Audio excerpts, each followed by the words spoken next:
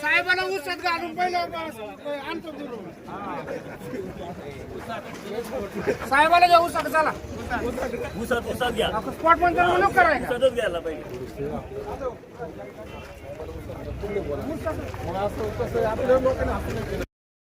तोच बिबट्या आता जो आजाने वेजा बिबट्याने हल्ला केलाय त्याचे लेकरू गेले हा तोच बिबट्या मॅडम.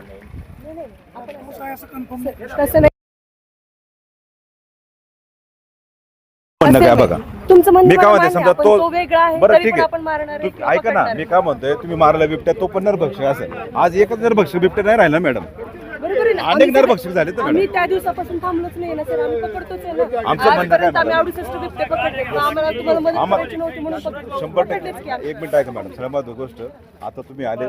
तुम्ही शूटरची पण शूटरला पण बोलवणार मी आता येताना गाडीत सगळे फोन केले सगळ्यांना बोलवले जशी अवेलेबिलिटी होईल तसं ते सगळेजण येणार आहेत पिंजरे बोलवले 10 पिंजरे ऑलरेडी नगरून गाडी घ्यायला लागलो संध्याकाळी 5:30 पर्यंत पिंजरे आपल्याकडे इथे 5:30-6 पर्यंत 10 पिंजरे जागेवर येतील आता नगरची फॅक्टरीत निघालेले आपल्याला राहुल स्पॉट कुठे गाडी पण जायला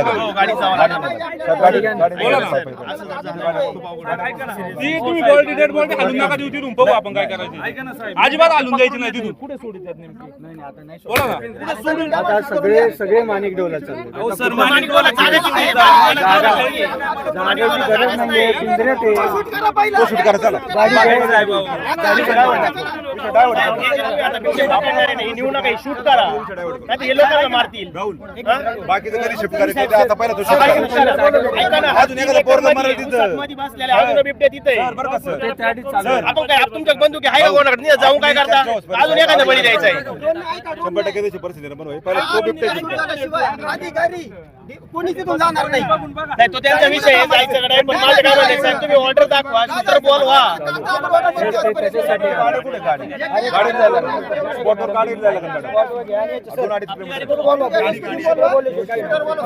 गाडी कुठे संपंगे सर गाड्या तुमच्या समोर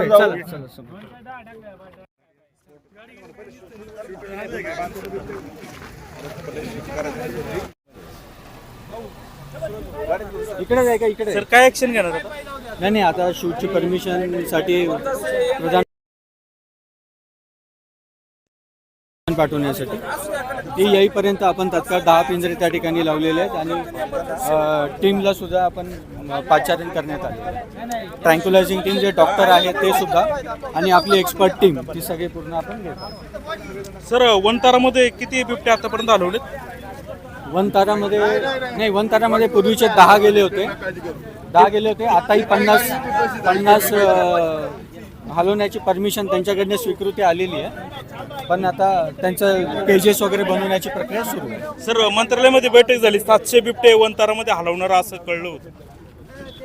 हो तर ते त्या बैठकीनंतरच वनताराची टेक्निकल टीम आपल्याकडे येऊन गेली त्यांना पिंपरखेड जांबूत हा सगळा परिसर दाखवण्यात आला आपले जे प्रॉब्लेम आहे ते त्यांना समजवण्यात आले किंवा तिथं गुजरातमध्ये राहून त्यांना आपले प्रॉब्लेम नाही समजणार तिथं आपले जे इश्यूज आहेत जे प्रॉब्लेम आहे ते त्यांना त्यांच्या टेक्निकल टीमला आपण समक्ष दाखवले त्यांना सांगितलं की इथून आम्हाला हे बिबटे हलवण्यासाठी दुसरा कुठलाही पर्याय नाही आहे तर या ठिकाणी तुम्ही आम्हाला मदत करा तर ज्या गोष्टी आपल्याला लागणार आहेत त्या ते तिथं तांत्रिक सगळ्या हे घेऊन ते नव्याने तयार करा. किती बिबटे तिथं हलवणार आहे आणि तिथे कॅपॅसिटी वनताराची ॲक्च्युअली किती आहे नाही, वनताराला आपण पाठीमागे 10 बिबट हलवले होते. आता 50 बिबट हलवण्याची स्वीकृती त्यांनी दिलेली आहे आपल्याला. पण त्याच्यासाठी सगळ्या परमिशन्स येतात, तिथल्या PCC वाईल्ड लाईफची परमिशन, आपल्या PCC वाईल्ड लाईफ परमिशन, या सगळ्या परमिशन घेऊन मग ते हलवण्यात येईल. मग वन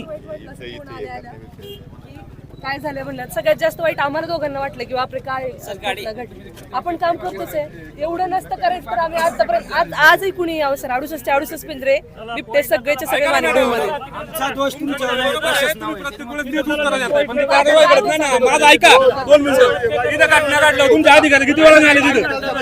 किती वेळ लागतो यायला तिथून? किती वेळ लागतो यायला तिथून? मी चाकणवरून रिटर्न येऊन माणूस इथं आला होता. तुमच्या अधिकारी काय दाखवता तुमचं काय? आता स्पॉट